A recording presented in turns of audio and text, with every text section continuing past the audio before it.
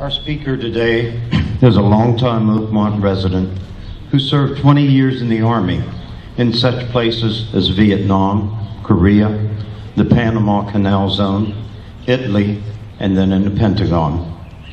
Bill Reed retired as a lieutenant colonel in 1983 after being in some of the Army's finest units, excuse me, the 101st Airborne Division, the 173rd Airborne Brigade, the 1st Air Cavalry Division, and the 2nd U.S. Infantry Division. The people that he fought against probably thought there was about 6 of them. During his service in Italy, he was part of the 1982 rescue operation that freed General James Dozier, who had been captured by the Red Brigade's terrorists.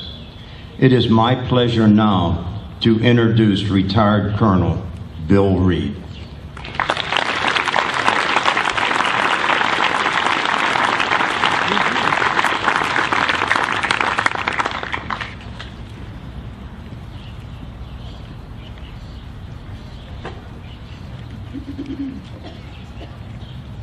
I spoke here once before, 10 years ago.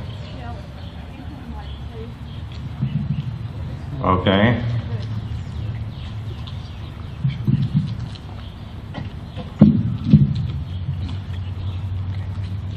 How's that? Good. I marched in the parade up the hill from Verona. And when I got here to the cemetery, I was asked by an old classmate and friend, Dick Zoller, to read the Gettysburg Address, which I did. And I sat up here on the dais next to a young Boy Scout who very politely asked me question after question about my uniform and the patches and the badges, ribbons. So I stood up and I read the Gettysburg Address. And when I got down toward the end, my trifocals didn't seem to be focusing correctly, and I gleaned over some of the bottom lines. But I didn't think anybody noticed, because when I sat down, the young scout looked up at me and said, "You really screwed up those last 2 lines."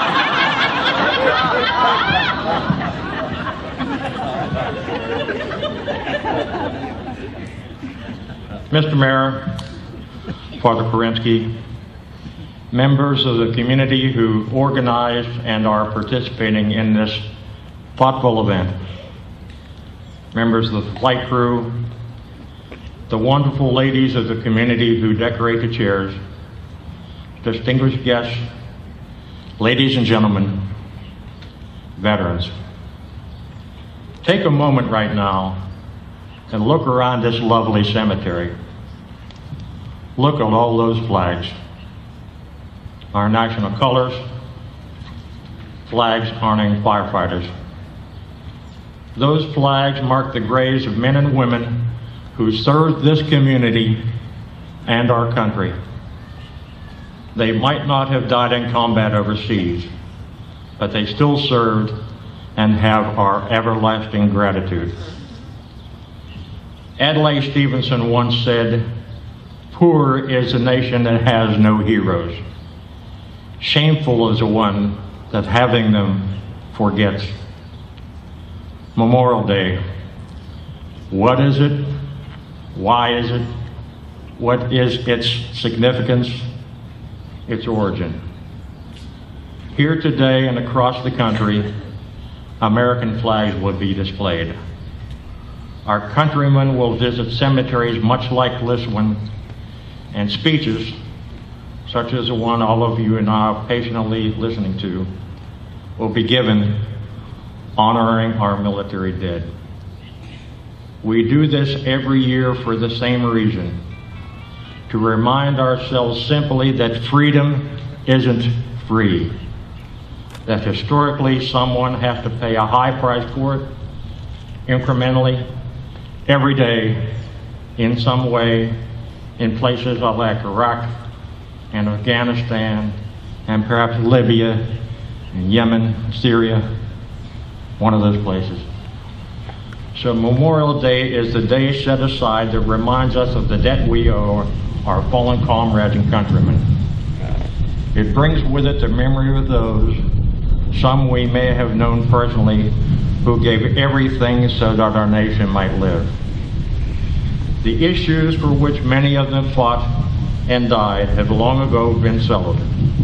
Others have not, but the spirit of service and sacrifice is alive today, alive and well here in Oakmont, Pennsylvania. Today is a day of thanksgiving and challenge. It is a time to honor those Americans who died while defending our great nation and its values.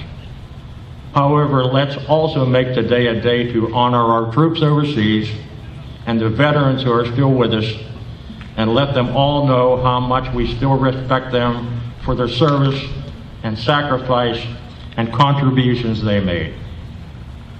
For 20 years, I was privileged to serve as a soldier in the United States Army. It was a great honor, and I'm thankful for the opportunity given to me, and I'm equally proud to be with you today. I read a poem in last Saturday's Post-Gazette. It's titled Memorial Day in Loretto, and I'd like to share it with you. A scout blows taps atop the hill. My mother's bones and father's fill where grass grows green on cue each year, accepting rain from cloud or tear, or birds sing on as they've always done in rhythm with the rising sun.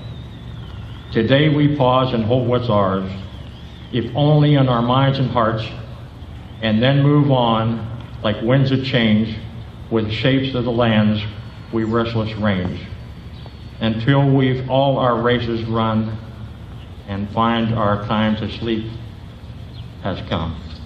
Thank you very much.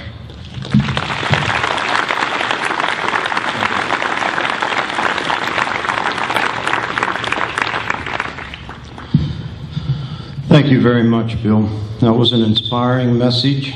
We need more men like you in the service today.